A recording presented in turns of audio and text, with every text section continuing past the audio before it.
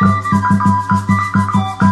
México contemporáneo surge de la reconstrucción tras la Revolución Mexicana. Esta reconstrucción implicó la creación de un nuevo régimen político, sentando bases para un Estado democrático y moderno, con el objetivo de alcanzar la estabilidad política y social. El México contemporáneo se divide en tres etapas. La primera, conocida como el Milagro Mexicano, que fue una fase de auge económico e industrialización impulsada por un Estado nacionalista y proteccionista. La segunda etapa, el gobierno de la crisis y la apertura comercial, de 1970 a 1982. Esta se caracterizó por un cambio en la estrategia económica, con mayor involucramiento del Estado y la búsqueda de la autosuficiencia agrícola. La tercera etapa, la política neoliberal y la globalización, de 1982 a 2000. Fue una etapa marcada por la apertura económica, la privatización de empresas y la integración a la economía global. El Milagro Mexicano, también conocido como la fase de auge económico e industrialización, se desarrolló de 1940 a 1970. Durante estas 3 décadas, México atravesó una etapa de industrialización patrocinada por un Estado nacionalista y proteccionista. Gracias a los recursos derivados de las divisas petroleras y el Banco de México, fue posible realizar una importante infraestructura de carreteras, puertos, aeropuertos, sistemas de riego y agua potable, electricidad, telecomunicaciones y urbanización. El Estado no requirió sustanciales créditos externos, ni incrementó impuestos, ya que el crecimiento económico se basaba de la exportación del petróleo. Durante estas décadas, el PIB mexicano creció de un 6% a un 8% anual, lo que indicó un crecimiento económico satisfactorio.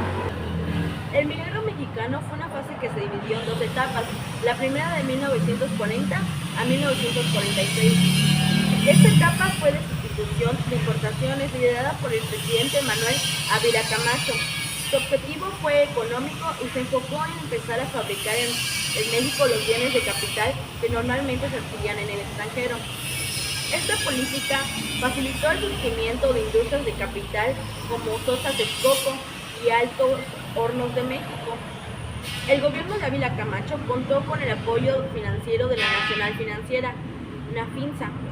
Gracias a esta relación proteccionista entre el Estado y los inversionistas privados, se establecieron agrupaciones de empresarios como la Acción de Cámaras Industriales Concamín, la Confederación Patronal de la República Mexicana, Copamex, y la Confederación de Cámaras Nacionales de Comercio, Servicios y Turismo, CONACO. También se crearon instituciones como la Secretaría del Trabajo, el Sindicato Nacional de Trabajadores de Educación, CNT, el Instituto Mexicano de Seguro Social, IMSS, la Unidad Nacional y de la Declaración de Guerra, Eje Berlín-Roma-Tokio. La Unidad Nacional se manifestó en la integración del Escuadrón 201 para apoyar las acciones militares de los aliados del Pacífico, el servicio militar obligatorio, la entonación del himno nacional en las escuelas públicas y la firma de un pacto con los países aliados. Estados Unidos e Inglaterra, con base a la política de un buen vecino, se otorgó la visa a miles de mexicanos para trabajar en labores agrícolas y ferroviarias, a los cuales se les denominó braceros. El gobierno de Miguel Alemán Valdés, 1946-1952. En 1946 surgió el Partido Revolucionario Institucional, PRI, e indicaba la era del civilismo, donde los licenciados se colocaban al frente del Poder Ejecutivo. Miguel Alemán fue el primer presidente egresado de la UNAM y ordenó la fundación de la Ciudad Universitaria, cuya construcción se inició en 1947, con arquitectos destacados como Pedro Ramírez Vázquez, Mario Paní, Juan O'Gorman y Carlos Lazo.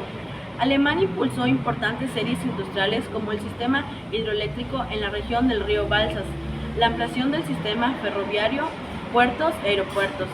También surgieron otras industrias durante su mandato, como el Banco Nacional Monte de Piedad, la Petroquímica Nacional del Patronato del Ahorro Nacional y la industria Televisa en México.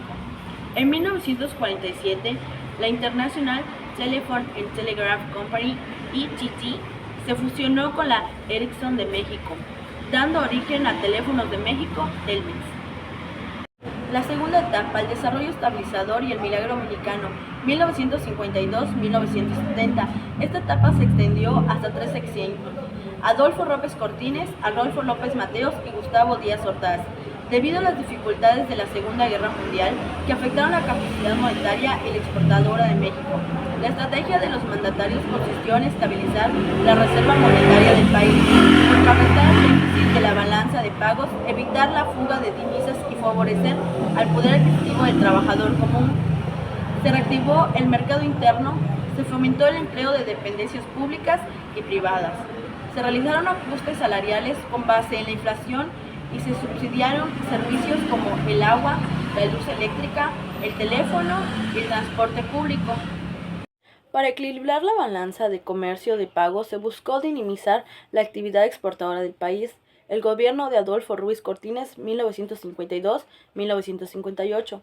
Tras la conclusión de la Segunda Guerra Mundial, la economía europea exigía una mayor recuperación y los mercados asiáticos un mejor posicionamiento, mientras que en Latinoamérica se empezaba a perder terreno y competitividad.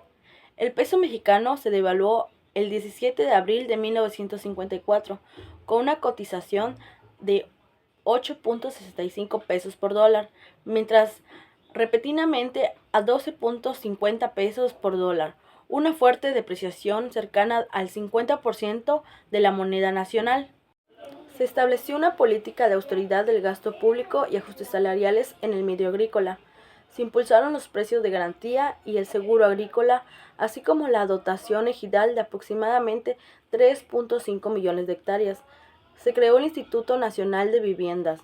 Se decretó el voto femenino a través de la reforma del artículo 34 constitucional y se fundó la Comisión Nacional de Energía Nuclear, CNEN, en 1956. Ruiz Cortines inauguró la presa Falcon, la termoeléctrica de Lechería, las plantas refinadoras de Azcapotzalco y la ciudad Pemex. El 28 de julio de 1957, la Ciudad de México sufrió un sismo de 4.5 grados con un índice de 52 muertos y algunos daños de infraestructura urbana. Se fundó el Instituto Nacional de Protección de la Infancia, INPI, en 1961, que incluyó los desayunos y meriendas en escuelas primarias. Se edificó el Hospital 20 de noviembre en 1961. López Mateos reclamó y obtuvo la recuperación del chamizal. Se promovió la inversión en áreas como la electricidad, la petroquímica, la siderurgia y las industrias manufactureras. Con el apoyo de Estados Unidos, se impulsó la Alianza para el Progreso y se incrementó la producción agrícola. México mantuvo el reconocimiento al régimen socialista de Fidel Castro en Cuba, a pesar de las presiones del presidente John F. Kennedy, quien inició un bloqueo económico contra Cuba en 1962, la crisis de los misiles. También se presentaron la huelga de profesores normalistas en 1961 y el surgimiento de un movimiento armado impulsado por el líder Lucio Cabañas frente al Partido de los Pobres.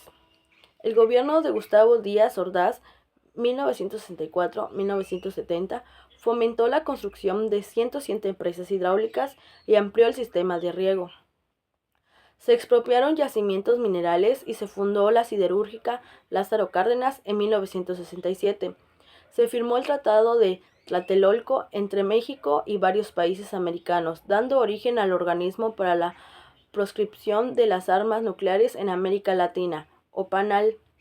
El 2 de octubre de 1968, en la Plaza de las Tres Culturas, se produjo una represión estudiantil, donde un número indeterminado de estudiantes fueron desaparecidos conforme a las instrucciones de Luis Echeverría, con la autorización del presidente Díaz Ordaz.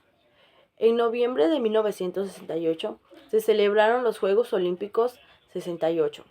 Para cubrir los gastos se autorizó el cobro de la tenencia vehicular por 2 años. Se estableció la mayoría de edad a los 18 años y se dio inicio a la primera línea de transporte colectivo, el metro. La historia de México, la política del desarrollo compartido que sucede al desarrollo estabilizador. Comprende a 3 presidentes consecutivamente, Adolfo Ruiz Cortines, Adolfo López Mateos y Gustavo Díaz Ordaz. Esta política se desarrolla hasta 1970. cuando se desata la crisis en México debido al crecimiento de la deuda externa, la pérdida del poder adquisitivo de amplios sectores, el desempleo y la inconformidad social, mientras que el PIB disminuía. El gobierno de Luis Echeverría, 1970-1976, se desarrolló una nueva estrategia económica conocido como el desarrollo compartido. Sus aspectos básicos fueron el mayor involucramiento del Estado en la actividad económica del país, el aumento de las cargas fiscales para capitalizar el Estado, la creación de numerosas empresas de participación estatal y la creación del Consejo Nacional de Ciencia y Tecnología, CONACYT. Se fundó la Universidad Autónoma Metropolitana, UAM, el Colegio de Bachilleres y el Colegio de Ciencias y Humanidades, CCH. Su política ha sido señalada como populista, ya que buscaba la confianza de la oposición y de la izquierda. Se estrechó la relación de México con un país socialista como Cuba, China y la Unión Soviética. Se reformó la Ley Orgánica del Departamento del Distrito Federal. El gobierno de José López Portillo, 1972-1982, surgió la estrategia conocida como crecimiento acelerado, que se caracterizó por enfatizar el ingreso mediante la petrolización de la economía. López Portillo aprovechó los altos precios internacionales del petróleo y la abundancia de yacimientos recién descubiertos en el Golfo de México para fortalecer la capacidad productiva y exportadora de los hidrocarburos.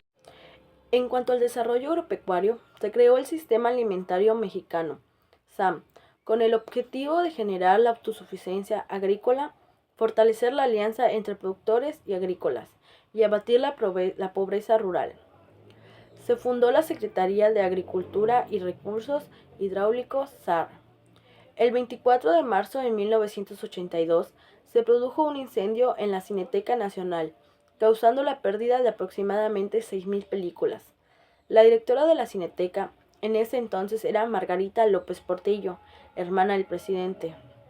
Algunas versiones extraoficiales señalaron que el incendio fue autoprovocado.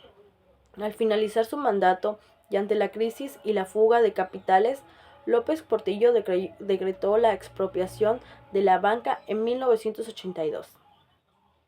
En su sexto informe de gobierno señalaba el factor de desorden financiero internacional, las altas tasas de interés en los mercados mundiales y la fuga de divisas como la causa de la expropiación. El gobierno federal decretó un rígido control cambiario para evitar la venta de dólares a gran escala. La política neoliberal y la globalización se desarrollan a partir del gobierno de Miguel de la Madrid Hurtado, 1982-1988. De la Madrid ganó las elecciones como presidente en 1982 con una campaña de renovación moral contra la corrupción. Se consideró a de la Madrid como uno de los primeros tecnócratas de México. Se inició la apertura económica, la regulación, la descentralización y la privatización de empresas. Durante su sexenio, la moneda del pueblo mexicano se devaluó un 3,100%. Se impulsó el proceso de reconversión de la tecnología. Se abrieron las fronteras mexicanas para la llegada de la industria maquiladora. Se ampliaron las telecomunicaciones con la inauguración del satélite Morelos 1986. El 19 de septiembre de 1985 ocurrió un sismo de 8,1 grados de magnitud que dejó huella en todos los mexicanos. En 1998, durante las nuevas elecciones, el sistema de cómputo de votos falló. El Congreso de la Unión declaró presidente electo a Carlos Salinas de Gortari. El Frente Cardenista de Reconstrucción Nacional y el PAN acusaron de fraude electoral. El gobierno de Carlos Salinas de Gortari, 1988-1994, Salinas anunció la creación del Programa Nacional de Solidaridad, PRONASOL, en 1988, que brindaba apoyos populares en viviendas, escuelas, alimentación, salud y electrificación, agua potable, etc. Se anunció la creación del Consejo Nacional para la Cultura y las Artes, CONACULTA, y la Comisión Nacional de los Derechos Humanos, CNDH 1990. El modelo neoliberal alcanzó su apogeo durante el gobierno de Salinas. Se promovió la privatización del teléfono de México Telmex a Grupo Carso en 1990 y de la televisora pública Imevisión, Instituto Mexicano de la Televisión, en 1992, adquirida por el empresario Carlos Salinas Pliego, fundador de TV Azteca. La industria azucarera, las empresas mexicanas Fertimex y otras paraestatales fueron privatizadas por Salinas entre 1991 y 1992. En 1990, Salinas autorizó la transferencia de 18 bancos del Estado a capital privado por un monto aproximado de $10,000 millones. En 1992, se promovió una reforma del artículo 27 constitucional para privatizar las tierras ejidales. La consigna era capitalizar al pueblo mexicano e incorporarlo de lleno en la economía global. Se firmó el Tratado de Libre Comercio de América del Norte entre México, Canadá y Estados Unidos en 1994. El TLCAN generaba una relación comercial basada en la reducción o cancelación de impuestos aduaneros y aranceles en los tres países firmantes. En 1994, el Ejército Zapatista de Liberación Nacional se levantó en armas en Chiapas, debido a su desacuerdo con el mandato de Salinas. Su objetivo era el derrocamiento del presidente y el establecimiento de una democracia participativa, pero se justificó como una acción en defensa de la tierra y la autonomía indígena en Chiapas. El México contemporáneo es un país que ha experimentado cambios profundos en su historia, desde la reconstrucción tras la Revolución Mexicana hasta la actualidad. Ha enfrentado desafíos como las crisis económicas, la violencia y la corrupción, pero también ha logrado avances significativos en áreas como la educación y la salud, la infraestructura. El futuro del país dependerá de la capacidad de sus líderes para afrontar los retos presentes y construir un México más próspero y equitativo para todos. En 1994, el Ejército Zapatista de Liberación Nacional se levantó en armas en Chiapas, debido a su desacuerdo con el mandato de Salinas. Su objetivo era el derrocamiento del presidente y el establecimiento de una democracia participativa, pero se justificó como una acción en defensa de la tierra y la autonomía indígena en Chiapas. El México contemporáneo es un país que ha experimentado cambios profundos en su historia, desde la reconstrucción tras la Revolución Mexicana hasta la actualidad. Ha enfrentado desafíos como las crisis económicas, la violencia y la corrupción, pero también ha logrado avances significativos en áreas como la educación y la salud, la infraestructura. El futuro del país dependerá de la capacidad de sus líderes para afrontar los retos presentes y construir un México más próspero y equitativo para todos.